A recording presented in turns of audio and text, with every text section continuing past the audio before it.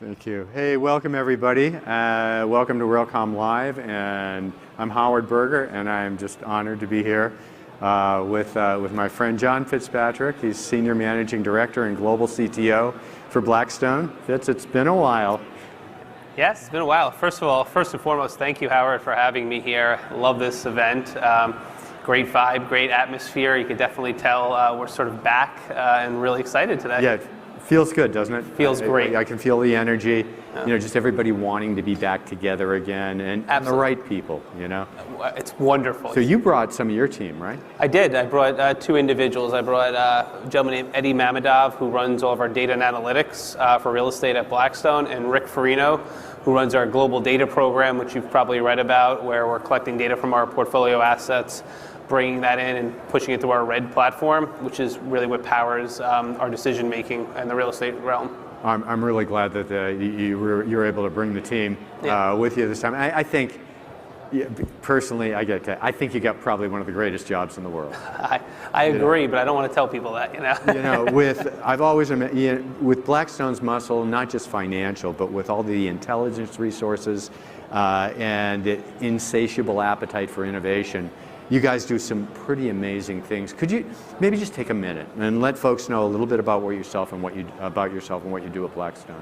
Sure. So as I think you alluded to, Howard, John Fitzpatrick, or Fitz, I'm the CTO of what we call alternatives at Blackstone. So anything non-liquid that involves the realm of real estate, obviously applicable to this particular conference, but also our private equity group, which is core private equity, secondaries, growth, et cetera. So I sort of sit in the intersection of all those particular functions at Blackstone, more than half of the assets under management of the firm.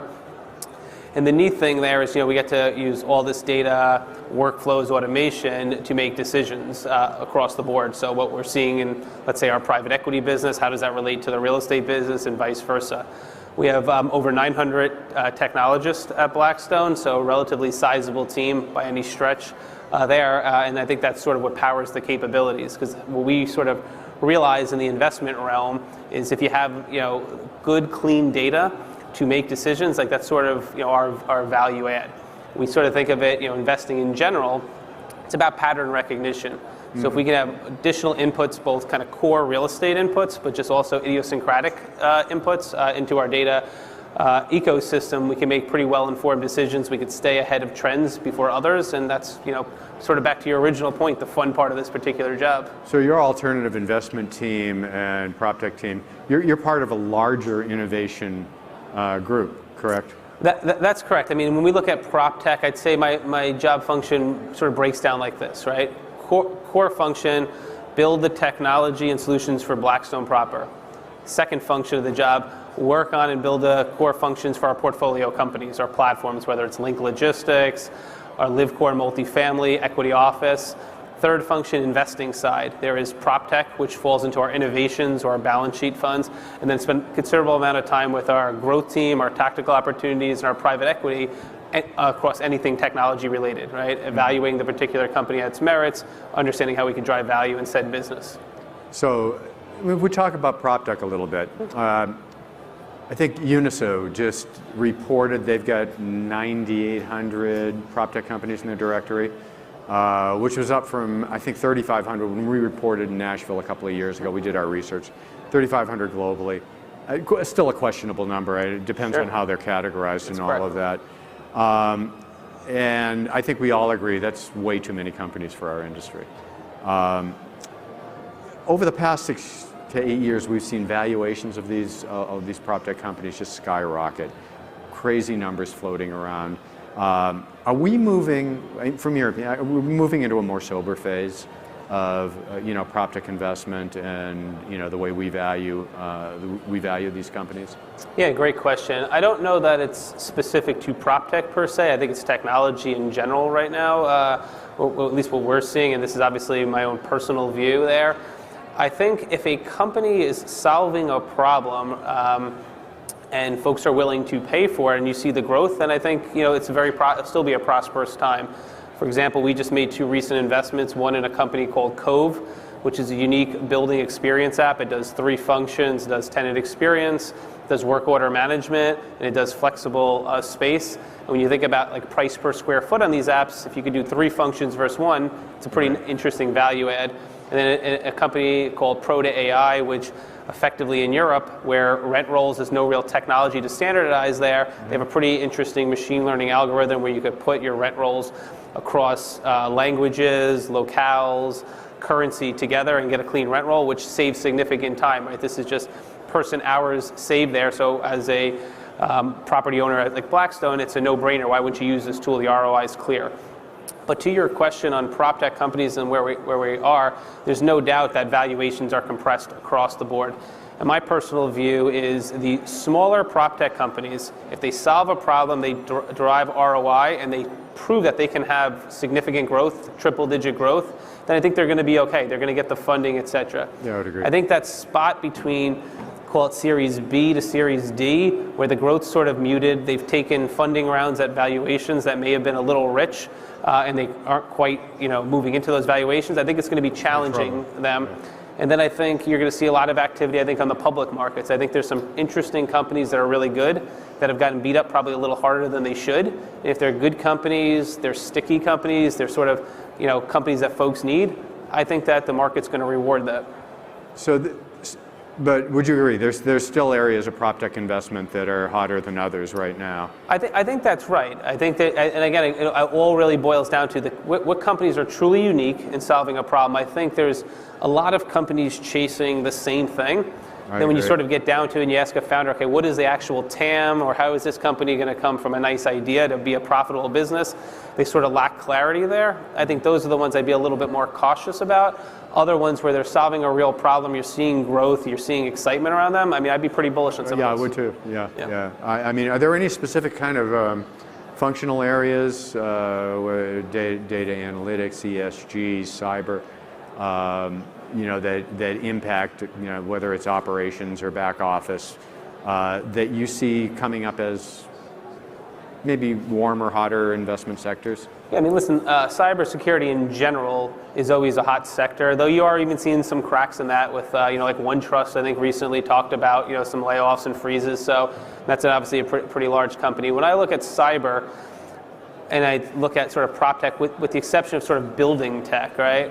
We look at it more just general way cybersecurity across the board, right? Not something specific to the real estate vertical. And I think those companies, by and large, they're going to remain hot, right? Like it's a definite problem area. It's sort of as a CFO decision maker, this is something where your job's on the line if you have a particular issue and you're constantly fighting it. So I think that those companies are going to continue to be pretty interesting. Their valuations are going to be so frothy, and rightfully so. For example, we own a company that we recently invested called Wiz, which effectively helps with cybersecurity and hardening as companies move to the cloud and move significant infrastructure there.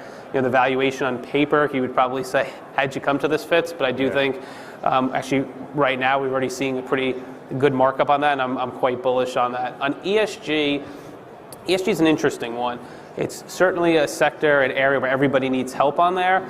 It's sort of challenging, at least from our vantage point, finding like a true winner that's solving it sort of from beginning to end.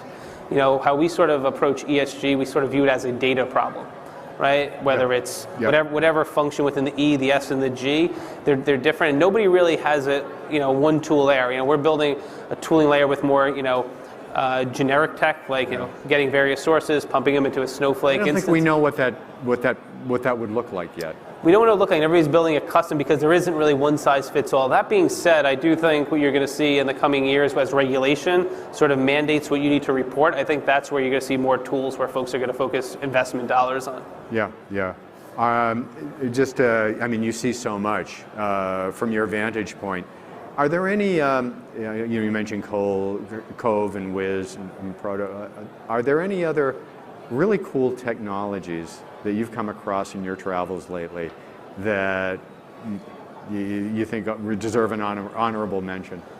That's a good question. I mean, we look at a ton. Just to give you a sense, just on our innovations, which is like the balance sheet venture fund, we probably, our pipeline, I know weekly basis is probably 30 or 40 names. That's amazing. Up and down. That's a whole other conversation, how you get through all of that. Yeah, it's a side team, and the key is to try to dissect and get to like what is this company and what is the problem they're solving quickly. And the interesting thing for us, again, we have a pretty vast portfolio, basically in every vertical, every sector. So we have sort of the greenfield to test these particular companies, see where they're adding value. Back to the original point, if we can't get value at Blackstone or within one of our portfolio companies, it's probably not the right solution for us. Right. There. So that's the interesting part. But no, we're looking at it, any and everything, Howard, whether it's prop tech, whether it's fintech, cybersecurity, core infrastructure, anything around, we'll call it Web3. We like some of the DeFi and the rails around that. We're spending a considerable amount of time there, and everything up and down and in between.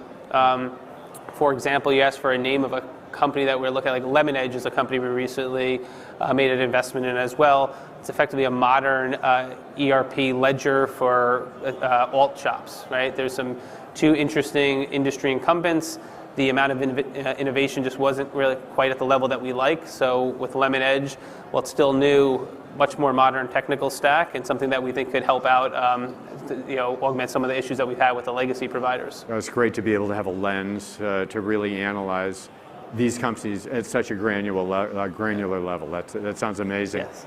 I think, unfortunately, we done. Keep. Oh, okay. Good.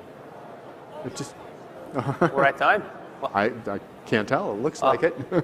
Howard, thank you. It was an absolute pleasure. It was a pleasure. Thank you very much. Enjoy. Thank you for having me here. And thanks for coming, man. And I think we're going to keep you busy for the next couple of days. I'm excited. Good. A pleasure. Thank you. Thanks.